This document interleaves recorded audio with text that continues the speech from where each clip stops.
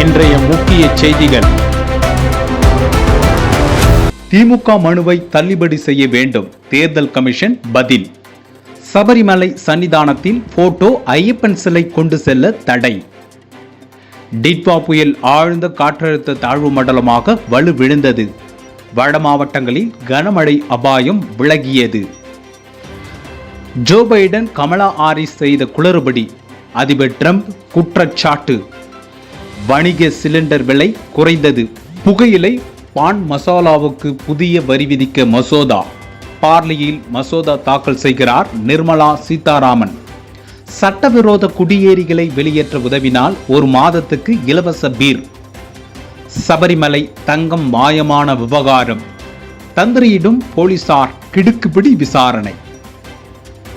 தாயுமானவர் திட்டத்தில் மாற்றுத்திறனாளிகளுக்கு உணவுப் பொருட்கள் வழங்காமல் அலைக்கழிப்பு. தரக்கட்டுப்பாடு வாபஸ், ஆதரவும் அபாயமும். காங்கிரஸ் நிர்வாகிகள் சந்திப்பை ரத்து செய்த கிறிஸ் சோடங்கர் வீட்டை காலி செய்கிறார் லாலு பிரசாத். ராஷ்டிரிய ஜனதா தள செல்வாக்கு சரிகிறதா? இலங்கையில் 334 பேர் பலி, மீட்பு பணியில் இந்திய வீரர்கள். ஜெர்மனியில் எதிர்க்கட்சிக்கு எதிரான போராட்டத்தில் வன்முறை.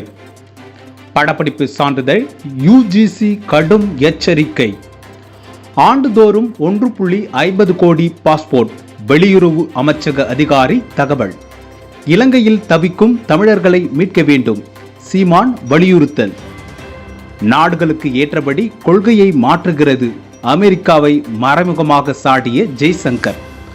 வார தொடக்கத்தில் தங்கம் விலை சவரனுக்கு ரூபாய் 720 அதிகரிப்பு. இத்துடன் இன்றைய செய்திகள் நிறைவடைந்துள்ளது. நன்றி, வணக்கம்.